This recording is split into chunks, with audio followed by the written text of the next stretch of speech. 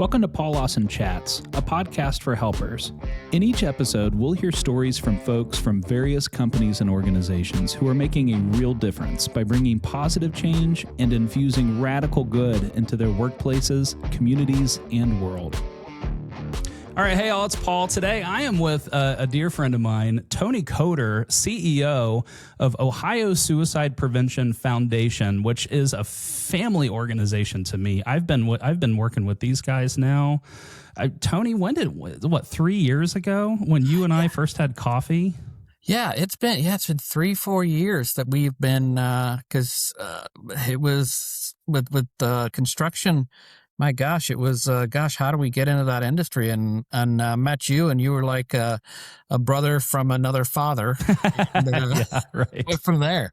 Well, so I don't remember. You and I got connected. You and I had just started doing some broader work in the industry. Mm-hmm. And you and I got connected. We had a coffee and we just hit it off. Yes. And we kind of realized our missions are absolutely aligned.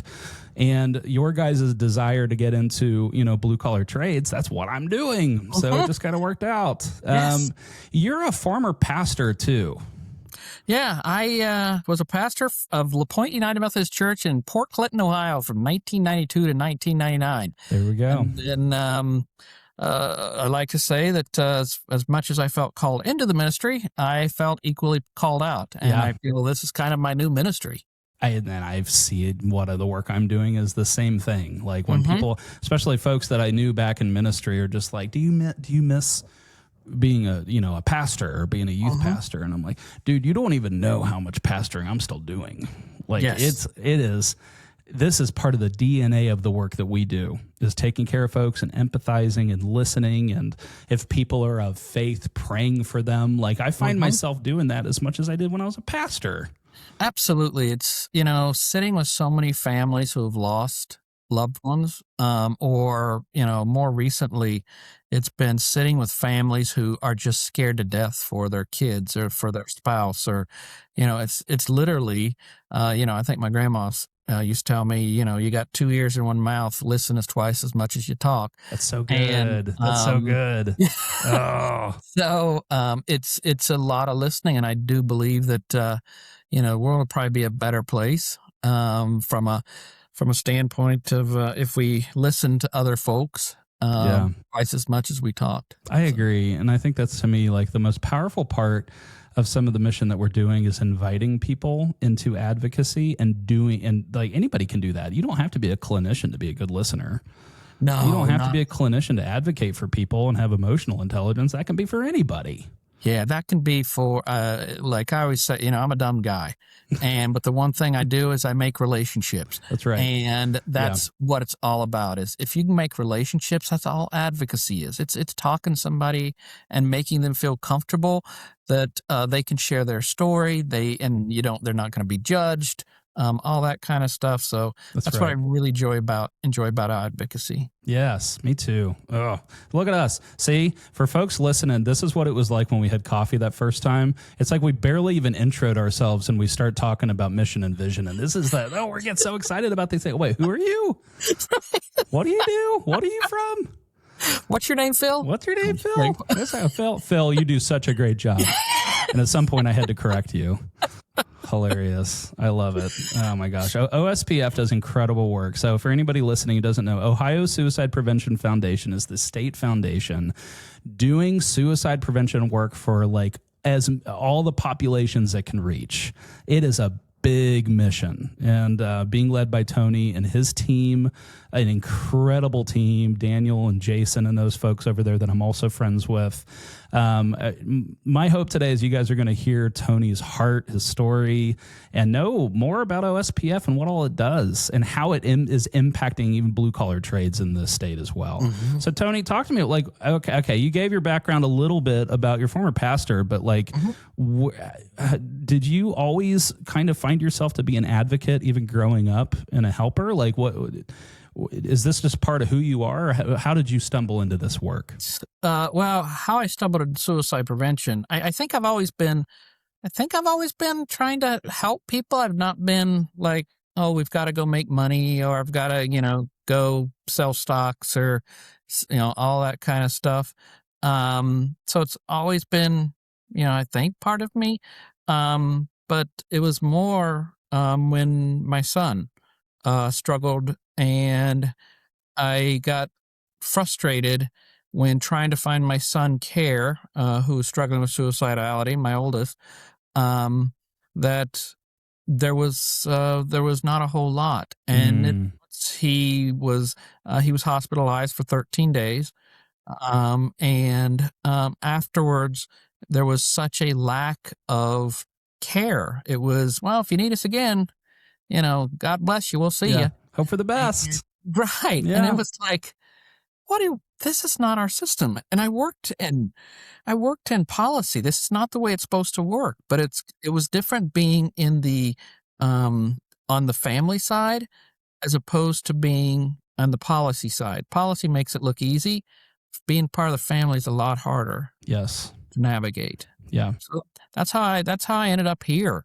And it was, I tell the story that when I was offered this position, I turned it down twice. Yeah. It was not something I really wanted to do. It had me facing, kind of my son's issues, and those were really uncomfortable to talk about and to think Sure. about. And then my son called me one Saturday, and he said, "Dad, what'd you do about that job?" And I said, "Oh my God, it's just too much. It's, I don't know if I could do it. It would just be a reminder every day about what you went through." And my son said to me, "Dad, would you do it for me and kids like me?" Wow. And that is, Oh. that is why I took it. Yes. Oh my gosh. So yeah, he's doing much. That's the greatest thing, is that suicide, I think, a lot of times is surrounded with, a lot of folks ask me, like, how do you do the work? It's so sad. Sure. And there are a lot of families you meet that have loss, Yeah. but I think we should highlight that even if somebody is struggling with suicide, if they get help and they get care and medication, they can recover. And my son is doing phenomenal things. Yes. He's doing great things. So Yes. recovery is possible. It is. So I know your son. I know him very well. Mm-hmm. And I was dealing with a worker at a company that I've been helping out with, and there was a worker there who had a full suicide plan. We did the QPR questions. You go through that process, and and then getting to the question, are you thinking of suicide? And this person had a full plan. And so I went through what I do, call the resources. But before I even called over to 988, I called your son and was just like, hey, you've worked, just knowing his lived experience and the work that he does now directly with 988 and the call centers and those folks. He was able to reaffirm my plan and what I was going to do, and coached me through it, and then helped me walking through it. And knowing what he had been through and the work that he's doing now, how can you not look at his story and see just an absolute mountain of hope? That's what is again, that's what I hope that we get out of, my story is not so much, oh, what a sad time.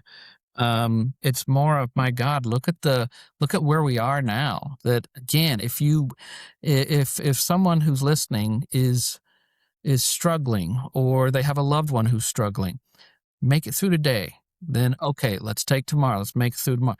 And those tomorrows add up. And again, you can be down the road and be like, man, I got a success story, and I got a story to tell that shows, you know what? I did it. You can too. You can make it through this. And that's what I think is so wonderful, is that we get opportunities to share those types of stories that people can, suicide is not a death sentence. Yeah. Suicide can be something that you get through it. It can be a story to help impact and really, I guess, be an example to others who might be struggling, that, okay, I can make it through this too. That's right. Yeah.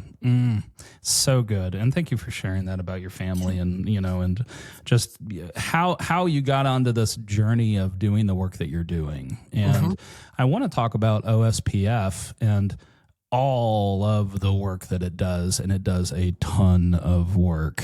Oh my gosh. So for anybody who's listening, like, give folks just sort of an overall rundown of what is OSPF, what is its mission and vision, and then how is it going after that mission and vision?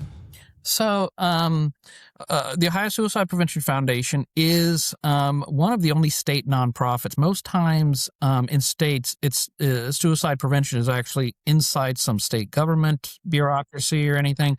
And we're a nonprofit, which means we can advocate, to your point earlier, that we can go across and be kind of squeaky wheels. And get conversations started. Yeah. The other thing is that, I like Ronald Reagan's comment of, never trust anyone who says, I'm from the government and I'm here to help. We are here to help, but we're not from the government. We're not saying, government does great things, but families who are struggling, I don't think too many people who are struggling with suicide or have lost somebody call the government. Yeah. They want to call a community resource, a state resource. So, but yeah, we work with folks all across the age range. I've been to funerals of folks who, a child who was 8 years old, and then, someone who's 90. Yeah. So it's all across the lifespan. And, we provide resources for any and everybody. Just literally today, had a dad call whose son was struggling, 18 years old, don't know what to do. And, getting that person help and having them text me and just, okay, I got this. That really is again why we're around. Yeah. And then helping communities. We serve 250,000 kids in 400 schools across the state. We work with senior citizens and senior groups, the Ohio Chamber of Commerce, through partnerships like yours, into the building and trades. And one of my prouder things that we do, which is kind of strange, I think for folks to hear, we one of our best partners are actually the gun industry. Yeah. It's ironic. Yeah. But yeah. So it's really like my thinking is there is no bad partner in suicide prevention. And there are no enemies, and so being able, a person who's a gun owner is not going to listen to me, dressed up in this, whatever it is, a Tommy Hilfiger jacket and, all that. But they will listen to a gun shop owner that understands the culture and all that.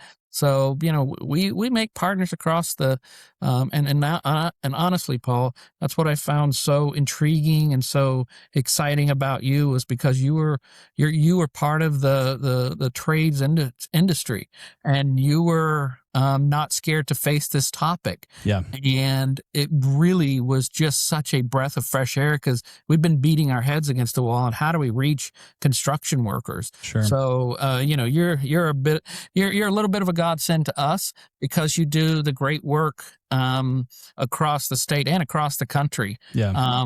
With a group that has a really high rate of suicide. Yeah. Yeah. I appreciate those words. I really do. And I mean, I think the work that I to get back, and it's interesting because if you bring up the whole topic of, going through the gun shops, to reach it's almost like an ethical, like, ooh, what do I do this? But here's the thing. What I found, especially in the industry, which our industry has a lot of guys, they have a full blown armory at home, and that's just like these guys are, it's like, how many do you need, but like for these guys, that's just part of culture. That's just what they do. Now, for those guys out there, they will trust a person before they will trust a resource. Yes. So if you can get the people on the ground to be able to spread the word of advocacy and help, and that there's hope and that there are resources out there, and vouching for those resources, the chances of them actually maybe calling 988 or one of these other resources goes up because they trusted the person who told them about it. Yeah. And what we found also is especially guys, they will text 988 more than they will call. Sure.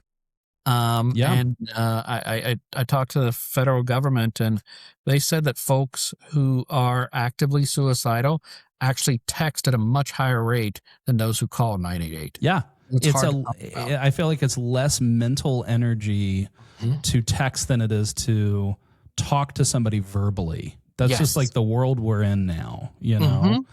So to me, it's just like, it's just use the tools the way that they are going to be used by people who are struggling, and meet them where they're at, you know? Absolutely.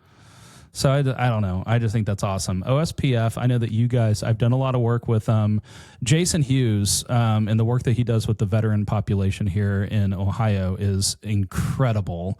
And we have so many veterans in construction, it makes sense. I've pulled him in for a million things, you know, and he's been out on these big job sites. I remember he and I were at the construction mental health and well-being conference out in Portland, you know, a couple months ago. And he was just like, I wasn't expecting to go and speak for 1,000 construction workers and the work that I'm doing. And I'm like, that's what you sign up for when you get into construction, you know? But man, even just the veteran population, I know you guys have done a lot of work with the Bhutanese population here in Ohio. It's just like, there's so many different populations. Typically, like with us, we try to laser focus our vision and mission towards like, how do we message towards one group, and you guys can't do that. No, you know, there's no one immune to suicide. Yeah. I've met, no matter race, religion, color, creed, folks who who are who work for industries in a top, 500, whatever that Forbes list is, down to folks who are homeless. I mean, it impacts everybody. So, we can't, we can't ever make a decision. Okay, we can't meet that group because we don't have the funding or whatever. We got to meet everybody where they're at. Yeah. And, that's kind of tough sometimes. But to your point, my vision of leadership is you hire a lot of smart and good people around you, and they make you look better. And Jason and Daniel working with partners like you, I mean, that just makes that honestly makes OSPF work better or look better, because we got good people around us. Yeah, I love that. I guess that was going to be my question, is like, what is your strategy for reaching everybody? I mean, that's like, it's such a huge, you talk about the entire state of Ohio, I mean, it's a lot, it's a very diverse population. And it's, we've got a trio of pretty big cities with a whole bunch of space between, and an agriculture suicide rate and all of this. I mean, there's so many different avenues that you have to look at. How do you manage all that? Again, hire good people, and get who good you're bringing in. It's get good partners. Because if I talk about agriculture suicide, I know that we've been doing some work with farmers, and I don't even grow a garden, much less a farm. But we have a guy named Nathan Brown down in Southeast Ohio who's had a family farm for years, and his story is that he shared many times. So I'm not being, I'm not letting the cat out of the bag or anything. He struggled with mental health and the pressures of being that family farmer who's had it in generations. And oh my God, am I going to be the one to lose it because it didn't rain some year, or, the crops didn't come in, or, there's some world economy issue that we can't get our crop out or whatever. So he helps us with all that, because that's just a world I don't understand. That's his reality. That's his world, and that's what the strategy is. You bring the people who are there connected to that community. People will trust the person before they will trust the resource. Yes, absolutely. Wow. Well, I'm sure it's like you on the job site, that when you go on a job site, the folks who are going to trust the other people are on that job site with them. And that, if you have one vocal person saying, hey, dude, it's okay, let's get through this together, that's a lot more powerful than me coming in, passing out Jimmy John's, and, no free ads, and, and, talking about mental health. It's Yeah. You need that advocate on the sites. Yeah, agreed. If you in construction, you would need to be bringing in city barbecue or something like that. If you did that, they will listen to you. They will do that. You got to bribe them with the right food. My problem, I brought Jimmy John's. Well, hey, and Jimmy John's, don't sleep on Jimmy John's. That's a fine sandwich. But if you bring Schmidt Sausage House or bring in like City Barbecue, man, like they will sit in and be like, you could read, a Winnie the Pooh book to me right now, and I'm here. Now I've got to get a partnership with City Barbecue. You do. It's time. You got to do it. Get in with them. That's incredible. No, the work that you guys do is absolutely incredible. And I mean, you guys were such a support, early on in the work that I was doing and the work with the Builders Exchange here. And I just appreciate that your guys' strategy, I feel like, is for any of those organizations out around the country right now is find the people on the ground, go and find them and befriend them and partner with them. And I mean, I feel like that's high impact right there. That's meeting people where they're at. And I think that is so powerful.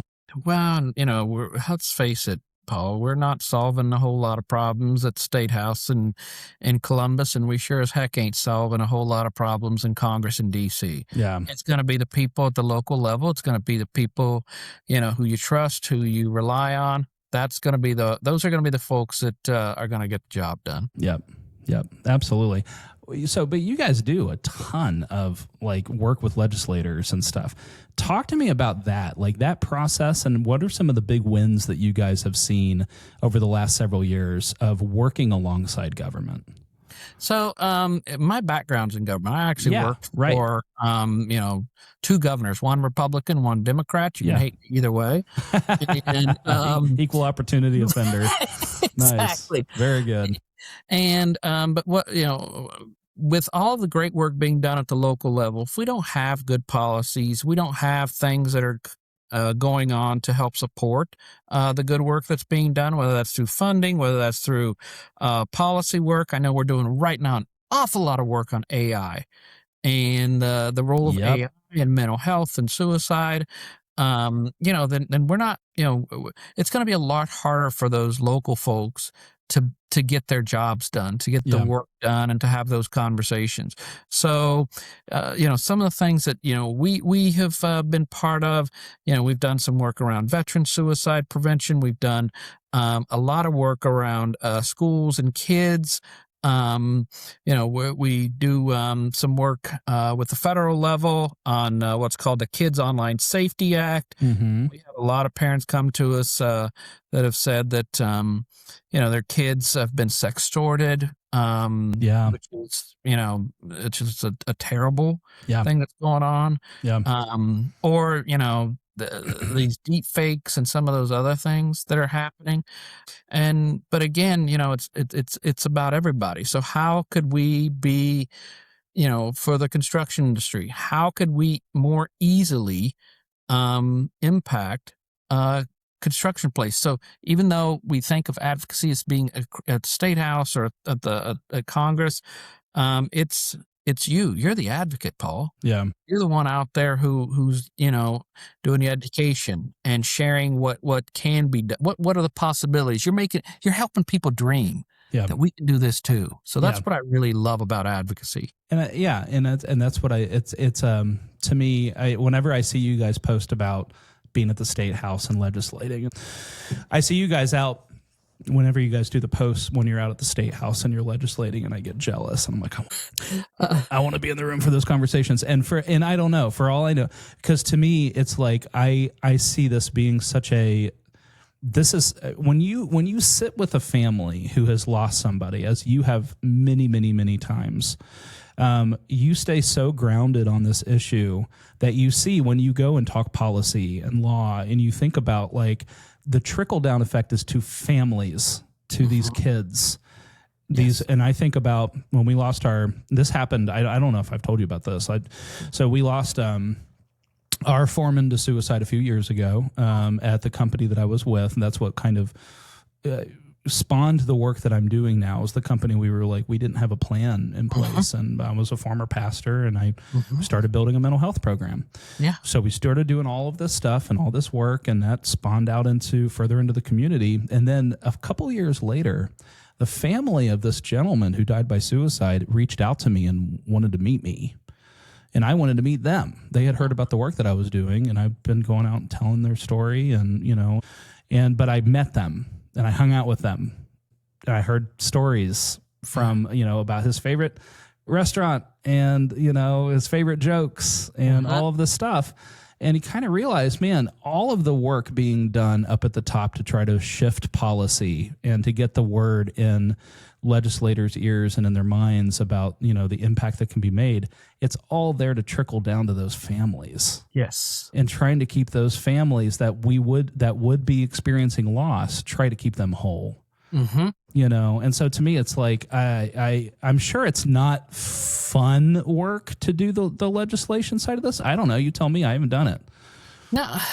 Well, the seats are hard. I will tell you that they're literally wood seats, which are terrible. And I've got a skinny keister. So, that's never fun. Right. The rest it's uncomfortable work. Yeah. Physically. It really is. And as much as legislators and policymakers and lawmakers, to me, they get a bad rap. Yeah. Because 95% of them that I've met over the last 25 years actually want to do good things in their community. Genuinely care. Yes, they Underneath do. all of it, they do. It's a lot of, you've got some folks, who get on TV and do this, I don't like this because they're Democrat. I don't like this because they're Republican.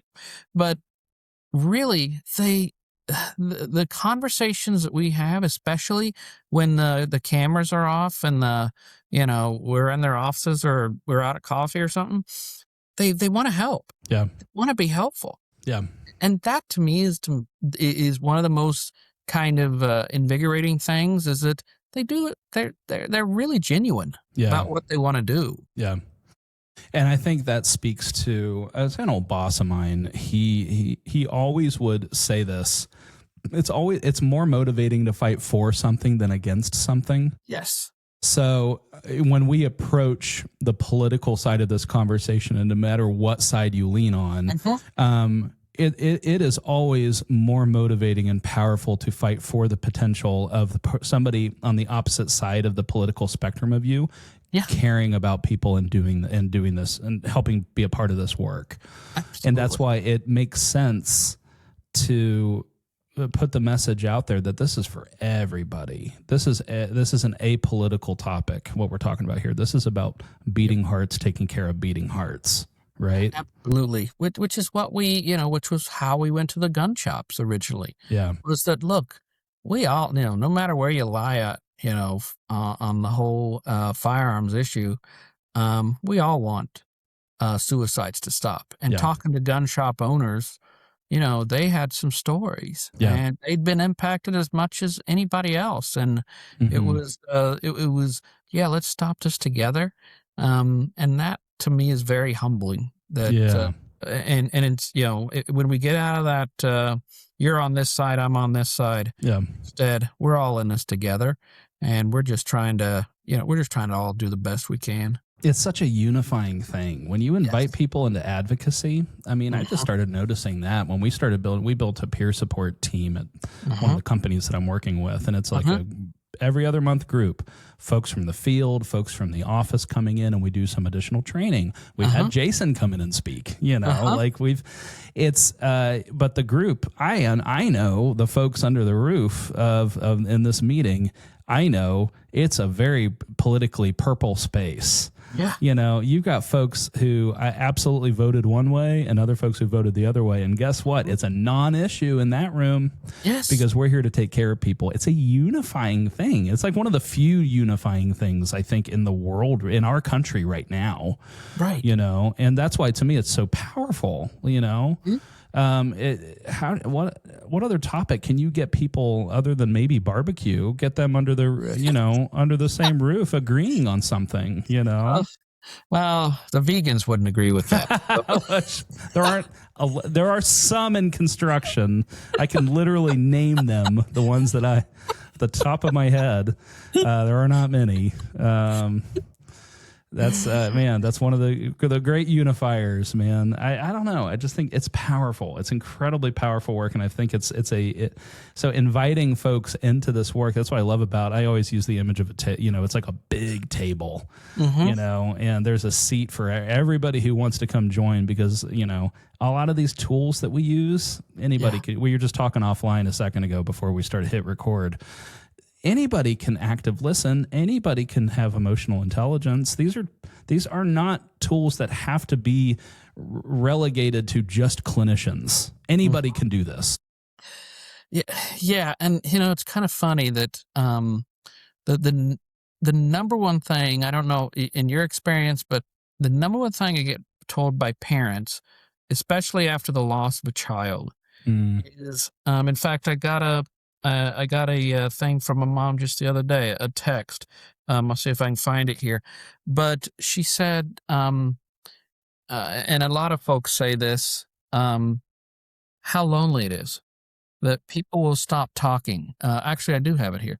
This mom says, I picked up my son's ashes yesterday. I think it felt better having him home. I still keep expecting this as a mistake or a nightmare. Not my kid, not my family. This just cannot be real. I'm finding some people are afraid to talk to me, while others are too overly intimate with the personal details of our life. And it's all very weird.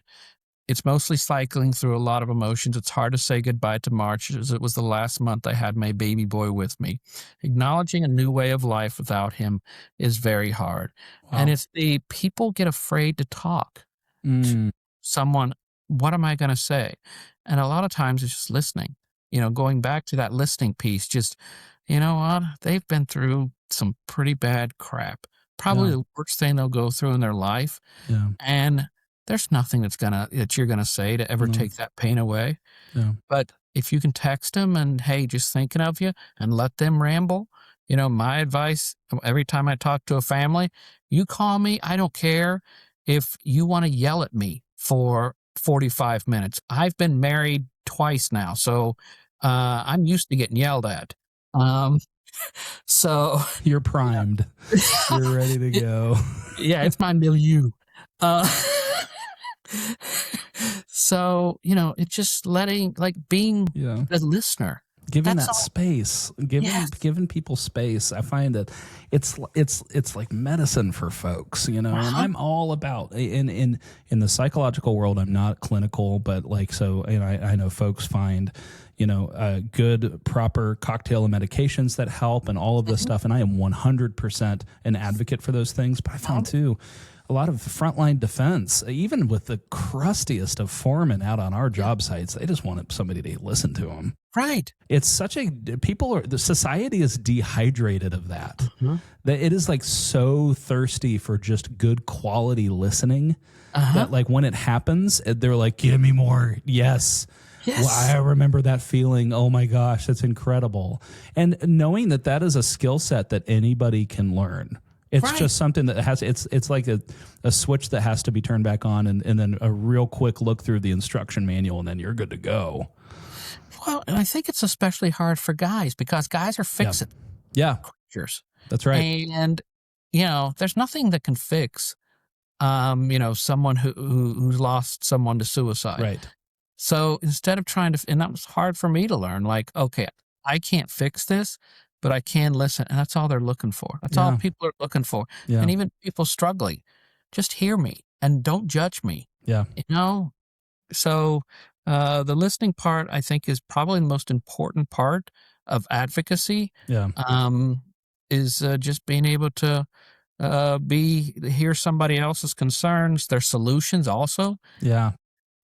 So that's my no, that's so good. That's so good. And I find that theme wise, I see that play out over and over and over again. And that to me is that's what kind of keeps me fired up, is that now that I'm 4 years into this work, and it's a lot of getting out on job sites and talking to these guys. And I feel like I get repetitive after a while, because I keep coming back to, anybody can do this.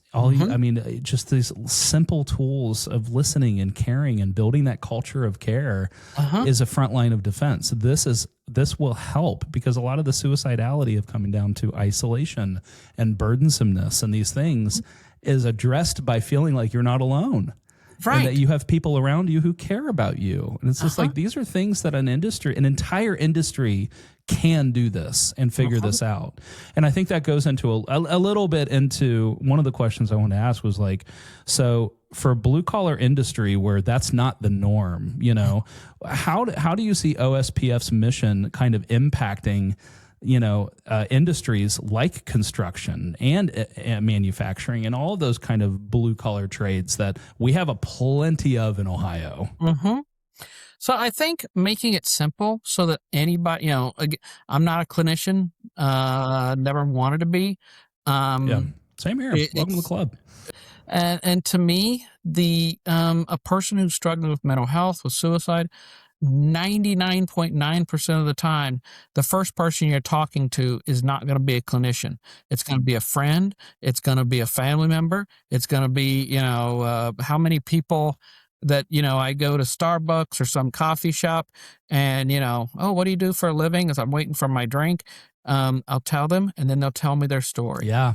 So like all it takes. Oh, that's all it is. Yeah. And so being able to, have simple things, QPR is a simple training. Getting folks who are in the industry. So instead of us going to jobs, there are partners like you, and then you take it to an entirely different level than we ever could, which is what's so great, is that we can give foundations, but you, Paul, took it and ran with it. And that's what's amazing, because that means that it is being impactful way long than we could ever have seen. Yeah. So that to me is giving the foundations, but then letting people feel confident enough and able enough to go out and share it with whoever they're working with, whoever their family is. And that to me is a sign of success, is that this is not about me. This is not about OSPF. This is about the family we're building, and the folks who are doing the great work, and that everybody has a part to play. There's not anybody that can't do something for suicide prevention. Yeah. That's right. Oh, and I appreciate that. Thank you for the confidence and the partnership. And I feel like I don't think I could have gotten where I am today in this mission if it wasn't for your guys' support early on. I mean, like, you guys really just brought me under your wing and helped kind of, I don't know, amplify this. And with you guys always showing up. Like, that's the other thing too. I mean, you guys are so present at construction events and things that, just the fact that I know for Blueprints for Wellbeing, which for the folks that are listening that don't know what that is, that's the little group of folks that we got together a couple years ago in construction who said, these are companies that are like, we want to be a part of the suicide prevention work. Let's start meeting regularly. So through our local Builders Exchange chapter here in Columbus, we've got a group 60, 70 companies strong coming together quarterly to hear more about this topic from organizations. You guys have presented, you guys have been present for it.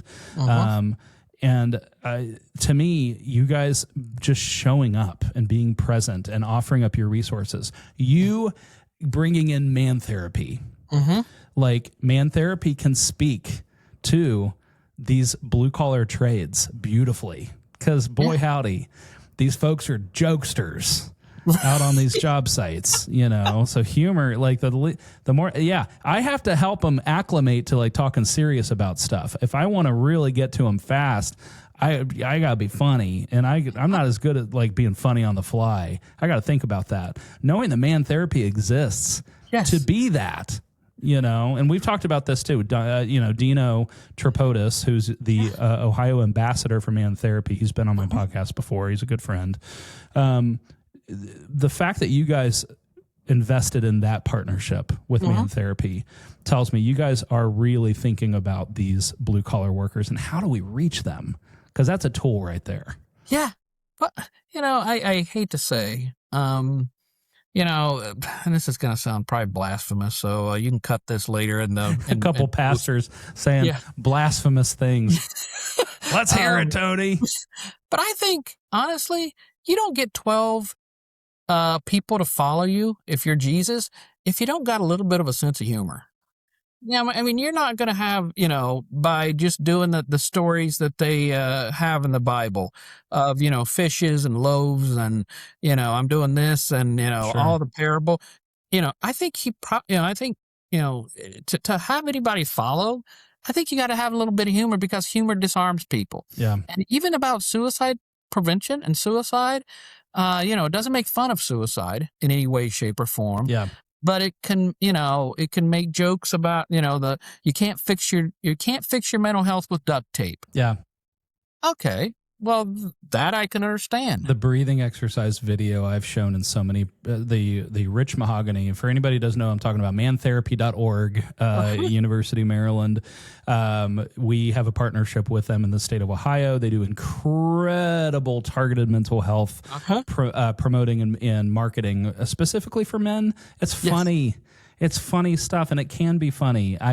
Please go onto YouTube and watch their breathing exercise video, and tell me, and you tell me that you can explain breathing exercises better than that.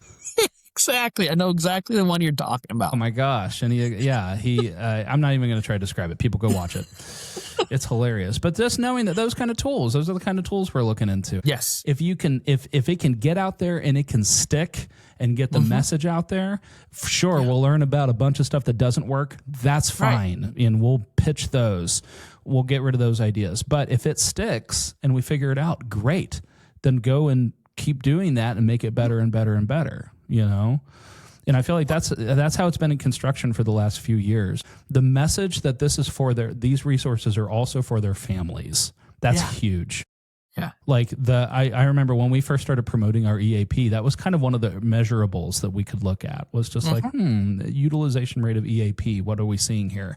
When we did a big toolbox talk round to all of these job sites promoting the EAP, both for them, but also for their families, we were able to pull those utilization reports, and we're able to see our utilization go from 1.5% when we first got that EAP for our field workers.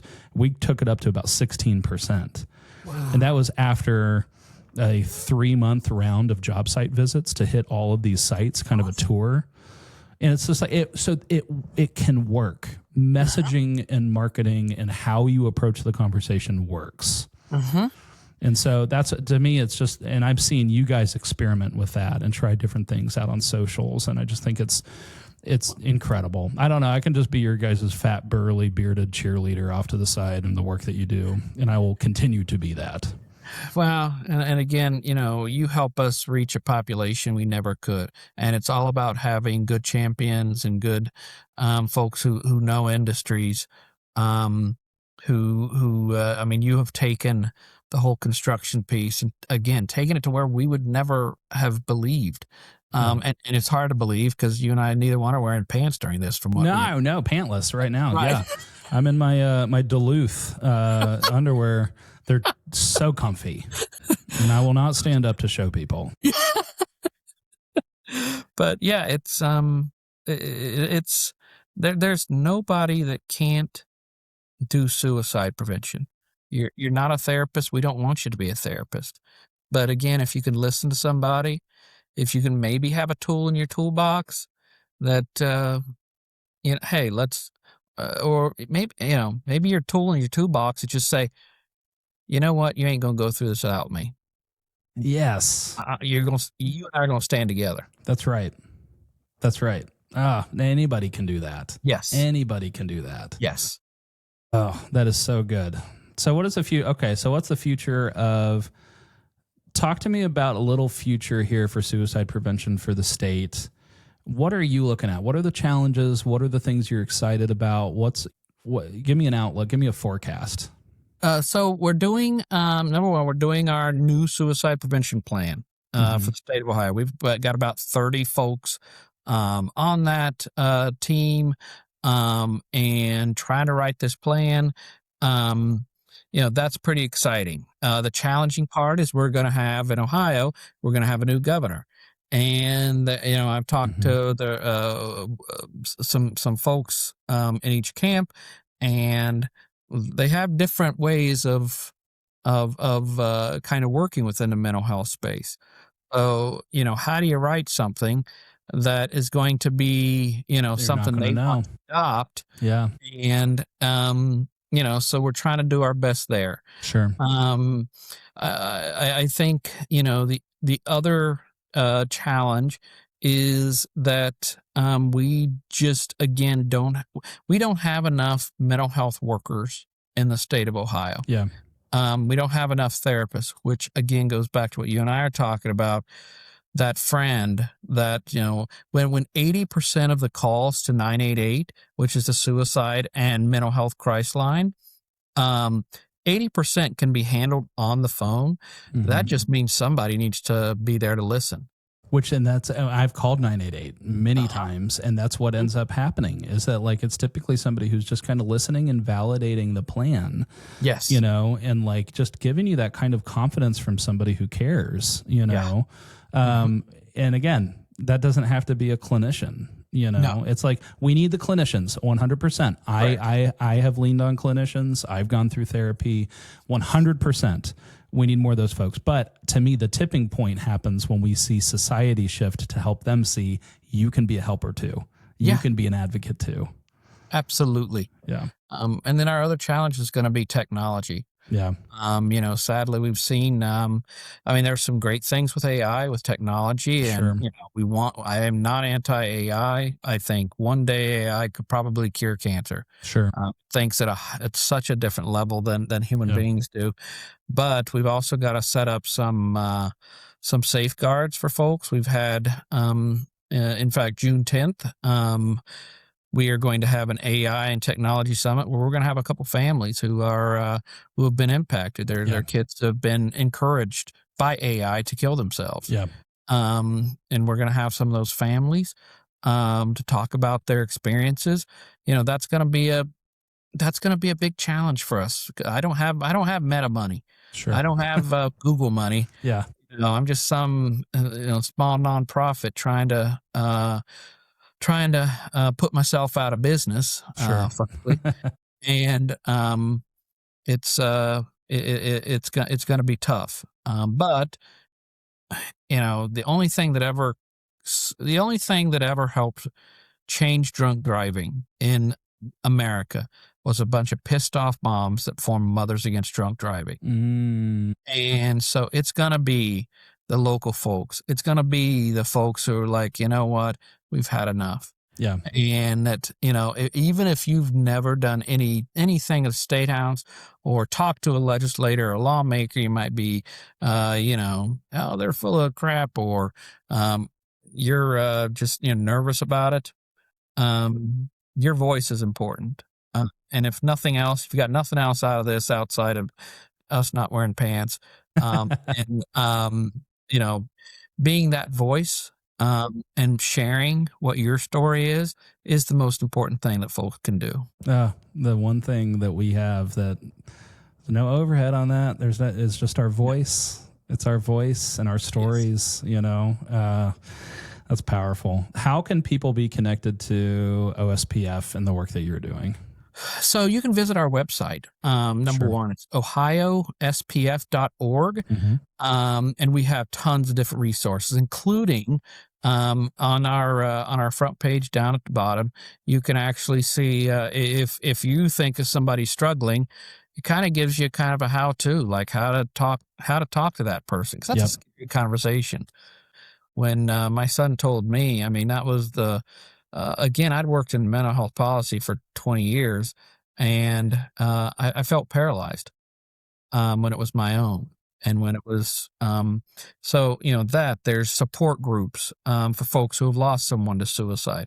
There's opportunities to get involved in our events and in our things. We're going to have a huge veteran suicide prevention ruck walk, October 10th, right here down at Columbus Commons. And, would love for everybody to come and put on a weighted vest or a non-weighted vest and just walk in support of veteran suicide prevention. Yeah. There's so many, and get involved with your local coalition. Yes. I think that's how you and my son met. Was Yes, the Delaware. coalition. Delaware Morrow. Yep. So be just show up. Again, you don't have to be a clinician. You can be a guy that whatever is retired or is a president of a bank or who sweeps floors. It doesn't matter. Yeah. Anyone can help someone. Yeah. And I think that the knowing that, and it's speaking from experience, folks can get connected with you guys so easy, and reaching out to your local coalition and engaging with them and showing up to those events. There's so many ways and so many different avenues to get connected to you guys. And I want to encourage folks to do that in construction, in non-construction. I don't care. Get connected to the local and statewide movement that's happening. Right. Yeah. It's and make that voice possible, because there's not enough right now. Yeah. What is it? Every we lose 5 people a day to suicide in the state of Ohio. We have 30 people who go to the emergency rooms every day for a suicide attempt, and 200 people, over 200 people every day in Ohio go to the ER for suicide ideation. So they're thinking about suicide. So there's a lot of folks who are struggling. If you think you're the only one, you are far from it. Nope. Not alone. It is become part of the movement. I like that. Help us. We all have a voice. We all can make the change. And again, hopefully we can be good enough that we can put people like me out of business. And I'll go work for you, Paul, and do your microphones and all that kind of stuff. Keep leading the way, man. Oh my gosh. Thank you so much for doing this today. I appreciate you, and I appreciate your team and the work that you guys do. It's incredible. And just knowing, I feel spoiled because I get to be in the state that has an organization like yours, and I get to work alongside what you guys are doing. And that is just exciting. So I love that. So thanks again, sir. I appreciate you. Thank you so much, Paul. You're the best. All right. And for everybody who has tuned in today, thank you again for tuning in to another episode, and we'll catch you on the next one. See ya.